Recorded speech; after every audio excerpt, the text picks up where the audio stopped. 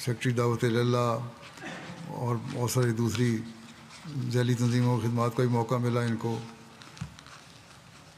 ان کے تایا حکیم احمد دین صاحب کے ذریعے ان کے خاندان میں احمدیت آئی تھی، جنہوں نے حضرت مولوی امام الدین صاحب حضرت مسیح علیہ السلام کے دوستوں سے 1920 کی دہائی میں خلافت ثانیہ کی دور میں بیعت کر کے احمدیت میں شمولیت اختیار کی تھی. اس کے بعد ان کے والد نے بھی احمدیت قبول کی.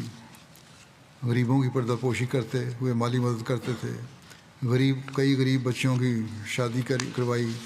جیل میں بھی قیدی ساتھیوں کی مدد کرتے رہے. دوران ملاقات جب یہ جیل میں تھے، ان سے جب پوچھا جاتا کہ جیل میں کوئی تکلیف تو نہیں، تو کہتے کہ تکلیف کیسی، میں تو یہاں دین کی خاطر آیا ہوں، مجھے تو موقع مل رہا ہے تبلیغ کرنے کا.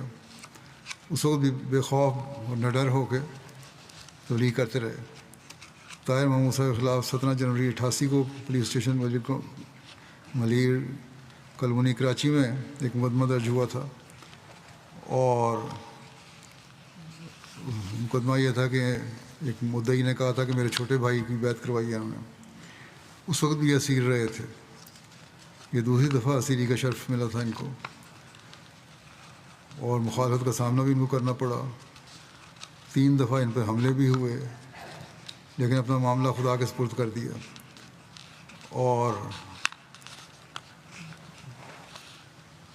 انہوں نے خواب میں دیکھا تھا کہ ایک حملہ آور اللہ تعالیٰ کی گرفت میں آ گیا ہے. اس کے بعد وہ شخص جو دشمنی کرنے والا تھا وہ قتل ہو گیا اپنے کسی جھگڑے میں.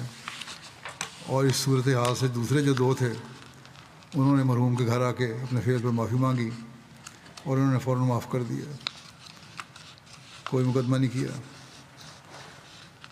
مرحوم کی اہلیہ بیان کرتی ہیں کہ ہمارے ساتھ ان کا رویہ مثالی تھا. جماعت کے لیے وقف تھے، رات کو واپس آتے. میں نے کبھی ان سے کوئی شکوہ نہیں کیا، روکا نہیں، کیونکہ مجھے دلی اطمینان تھا کہ مرحوم خامد کہ اس فعل کی وجہ سے اللہ تعالیٰ غیب سے ہمارا کام کر رہا ہے. ان کے بچوں میں سے ایک واقعی زندگی مربی سلسلہ بھی ہیں.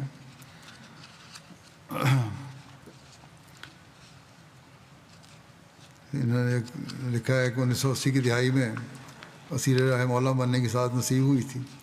اس موقع پر پولیس نے بہت تشدد کیا تھا. تو کوئی جب کہتا تھا تشدد کا کہ اب آپ احتیاط کیا کریں، تو کہتے تھے بڑے جذباتی انداز میں کہ میں نے اب پولیس کی مار کھا لی ہے، اس لیے اب مجھے کوئی ڈر اور خوف نہیں رہا، اب تو میں بے دھڑک ہو کے